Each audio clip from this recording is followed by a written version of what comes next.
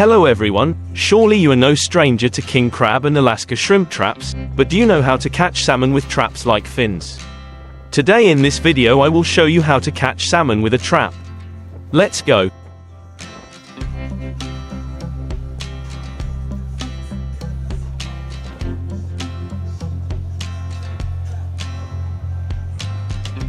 Salmon fisheries in the United States have a long and varied history of capture methods. One of the effective methods is to use pot traps, also known as crab traps or lobster traps. In this video, we will learn about how American fishermen use pot traps to catch salmon, the benefits of this method, and the potential dangers. Pot traps are three-dimensional metal or wooden wire devices that are placed underwater. They allow organisms to get inside but are difficult or impossible to get out.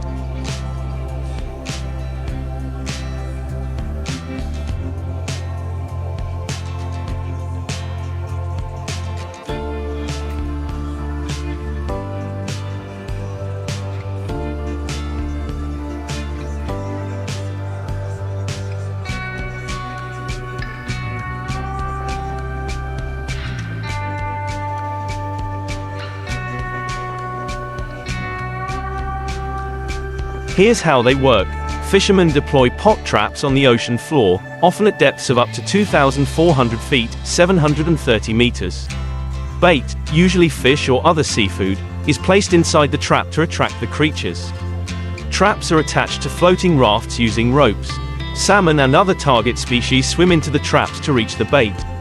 Once inside, they cannot escape due to the trap's design. Fishermen periodically retrieve the trap, collect the fish caught, and rebait it.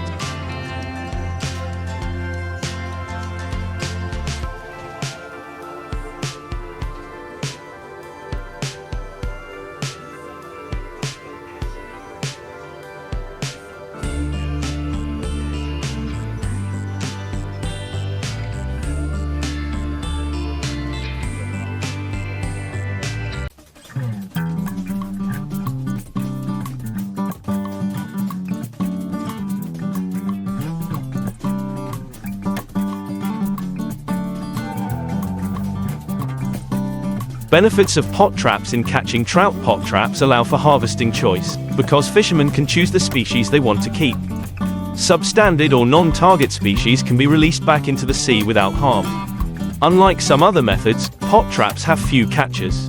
Bycatch. Bycatch is the capture of non-target species. Ties and broken lines help reduce the risk of injury to marine animals and sea turtles. Pot traps contribute to sustainable fish resource management. They provide reliable source of income for coastal fishing communities.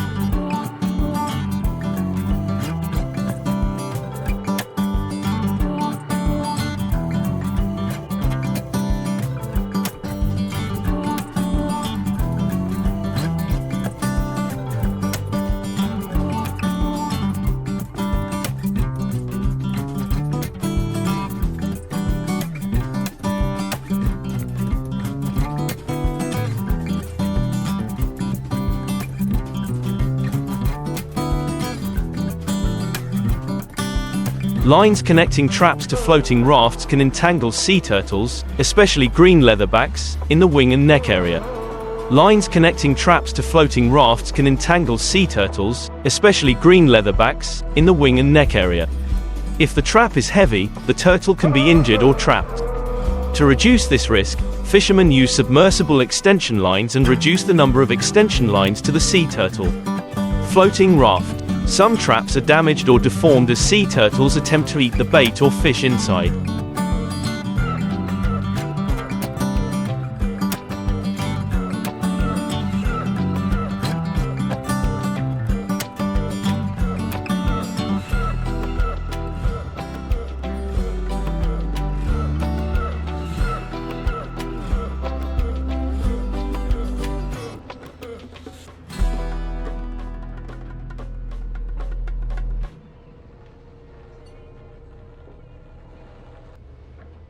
However, these attempts rarely result in injury or entrapment. American fishermen continue to adapt their methods to protecting marine ecosystems while ensuring sustainable salmon harvests. Pot traps are emerging as a promising solution, balancing the needs of fishermen and the environment. By reducing bycatch and promoting responsible fishing, pot traps contribute to the conservation of wild salmon populations.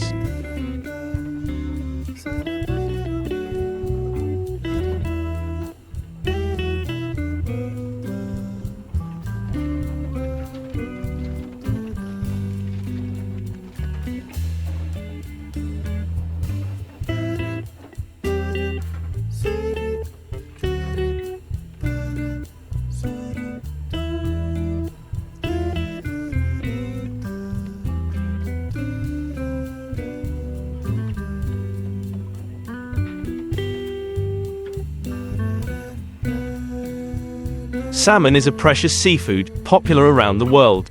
Below is some information about the fishing, trade, nutrition and economics related to salmon. Salmon is often caught from the sea or grown in pond systems. Commercial fishing often uses methods such as nets, trawls, and trawls. Salmon are often caught in cold seas, such as the Arctic, Pacific and Atlantic Oceans. Countries such as Russia, Canada, Japan and the US are the leading producers of salmon.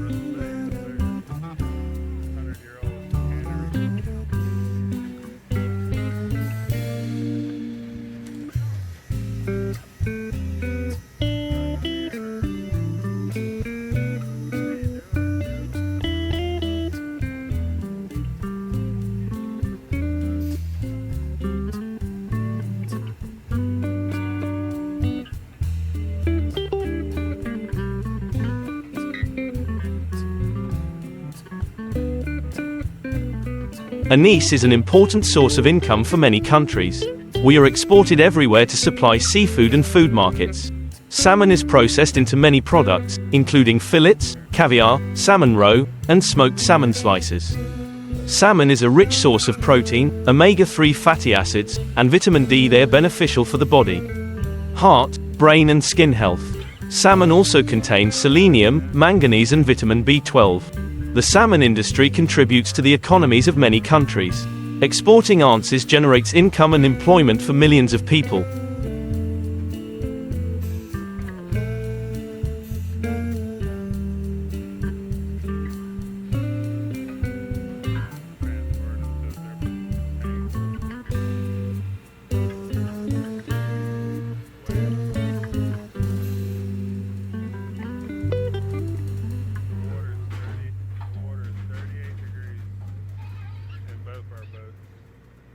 Very cold fish. Some of them are just caught. They're very much alive. However, overfishing can affect recovered resources and the marine environment. Remember, commercial fishing and collection need to be carefully managed to protect resources and maintain balance in the marine ecosystem. 12.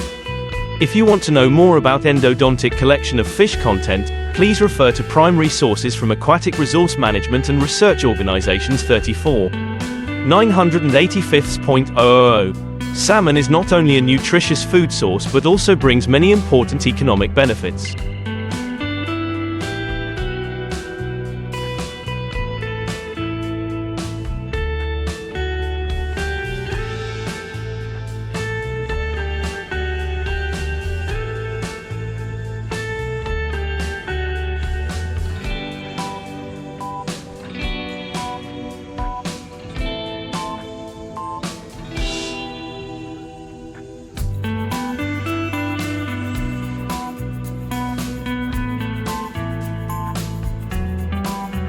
Here are some highlights. Salmon is one of the seafood with high commercial value. Developed countries have increased trade benefits from recovered fish to more than $40 billion US per year. 1. Salmon exports contribute to the economies of many countries and create income and jobs for millions of people. Salmon is high in high-quality protein, omega-3 fatty acids, vitamin B12, potassium, iron and vitamin D3.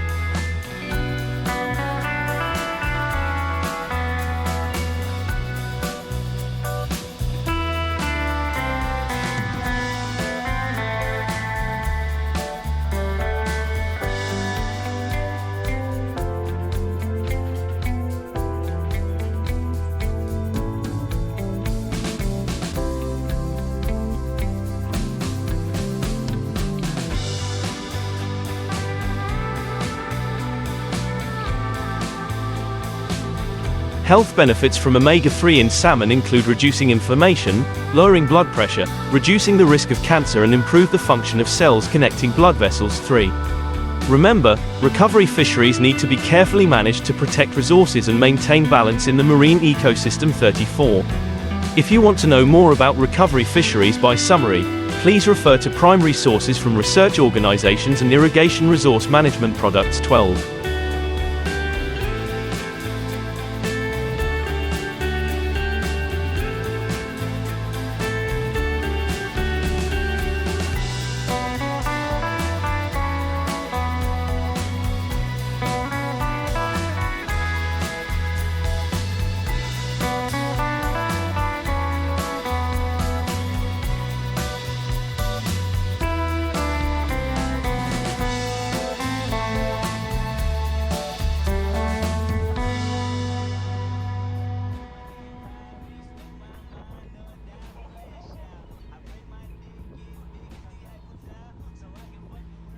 Got an offload to meet, so we're gonna fish for like another hour.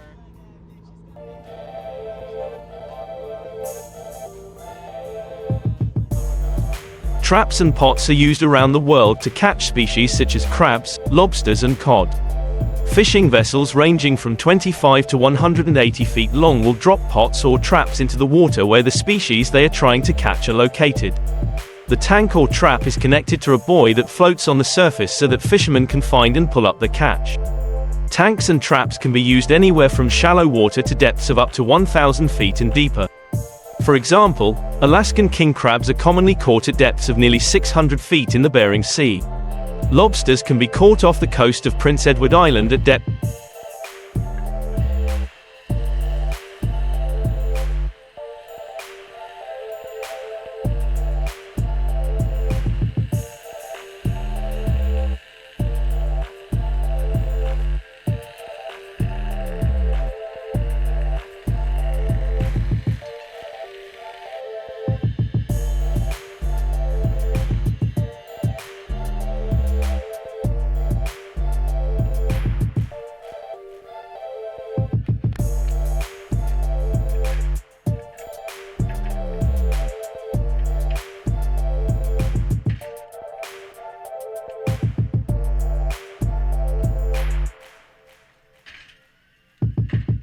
of 65 feet.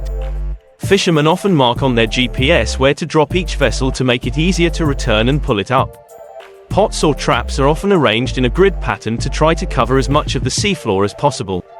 While on the ocean floor, lobsters and crabs will crawl into traps or vessels to catch their prey.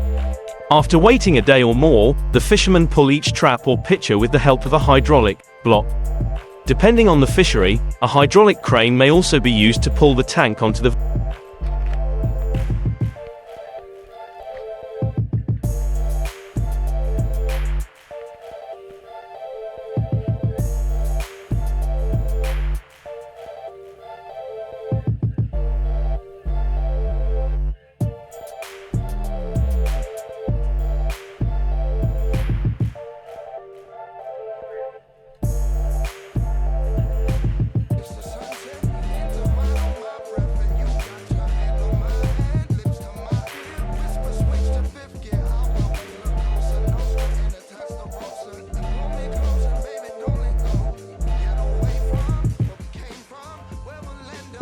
vessel. Once on board, the crab or lobster will be removed from the vessel, rebaited, usually with salmon or cod, and thrown back over the side of the vessel if the catch is large, or moved to a new area if not. Most crab and lobster fisheries have limits on the size allowed for commercial fishing, and females often need to be thrown back. Traps and pots are used to catch crabs, lobsters, and cod. Source: fish market. To keep crabs fresh, many fishing vessels keep crabs in holds filled with cold seawater until delivered to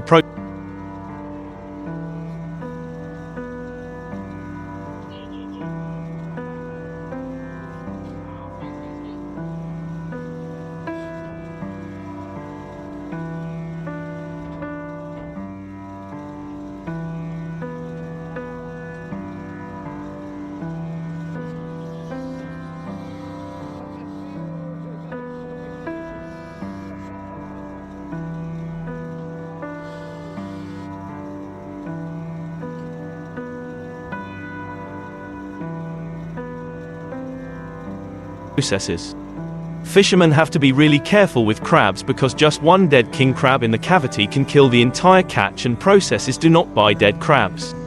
Traps and pots can weigh from 40 pounds, which can be easily moved by hand, to the 800-pound king crab pots that hydraulic cranes are used to move, as shown in the photo below. Lobsters are caught on around the world, including Mexico, Canada, Australia and New Zealand. Crabs are caught in Alaska, along the west coast of the United States, and in Southeast Asia. Horse crabs are the most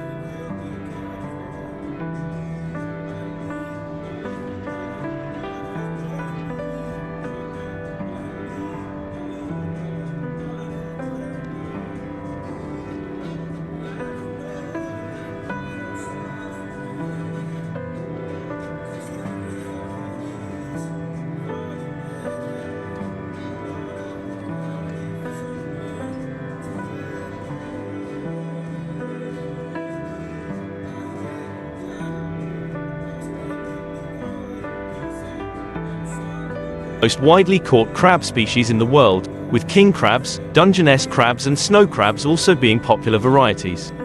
More than 50% of lobsters are caught in the North Atlantic off the coasts of New England and Canada. The three main types of lobster are claw lobsters, spiny lobsters and slipper lobsters.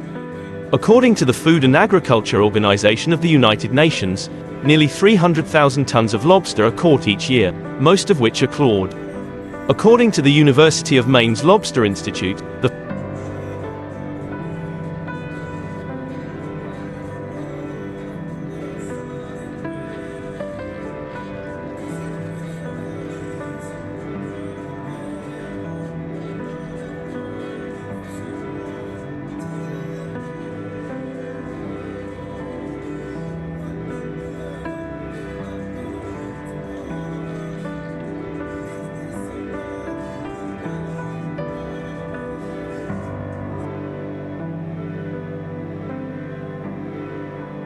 first recorded lobster catch was in 1605. It's ironic that lobsters were so expensive at this time, when servants were enslaved for many last century would try to limit the number of days of the week they could be fed lobster because it wasn't much of a thought at the time. Commercial lobster fishing actually began in the late 1700s. Nets were used to catch lobsters until the 1850s, when the first lobster traps were put into use. In the 1870s, regulations regarding the legal size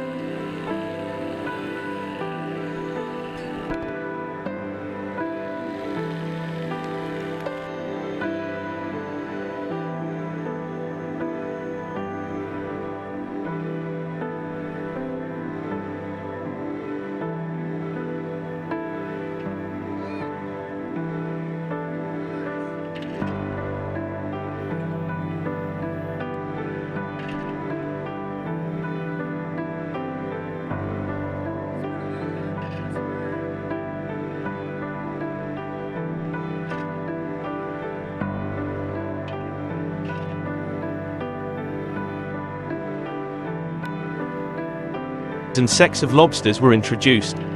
It was not until the 1970s that steel mesh traps were introduced into fishing. Although some critics say lobsters are overfished, the past decade has produced the biggest catches of all time. Today, many lobster fisheries around the world have strict quotas that commercial fishermen must adhere to in order to maintain the sustainability of their livelihoods. In Alaska, crab fishing has been a part of commercial fishing.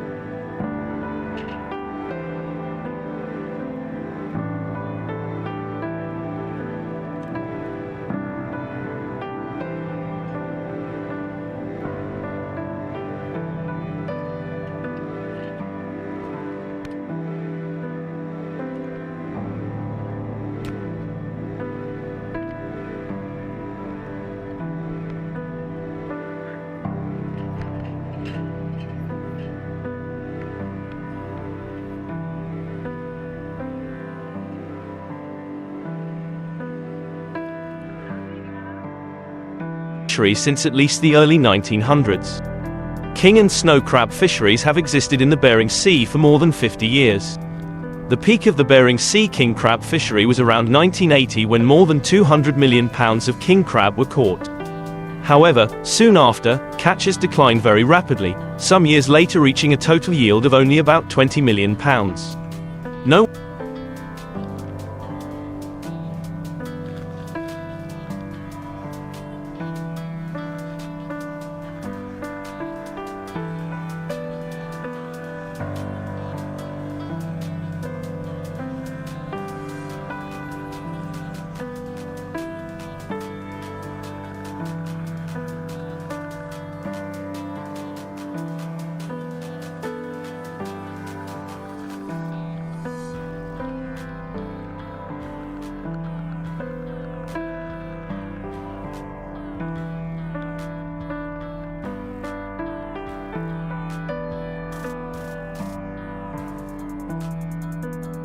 one knows the exact reasons for this decline, but even with strict management regulations, king crab catchers have never approached the good old days.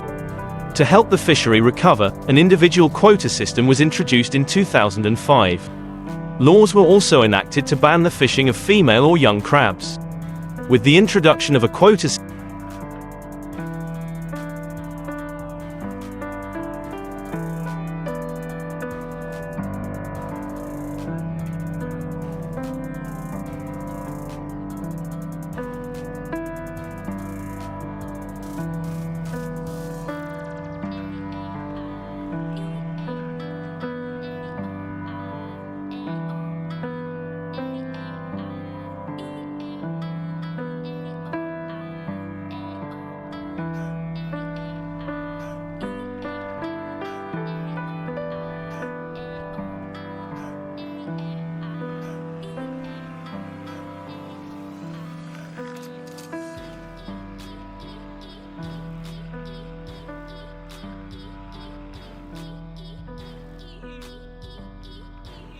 system and government buyback programs, the Bering Sea's large fleet of nearly 300 crab fishing vessels was reduced to about 80. These regulations have significantly reduced the number of crab fishermen. People died in the crab fishing fleet, but the number of jobs was also seriously reduced. In fact, last year was the first year in history that the fleet hit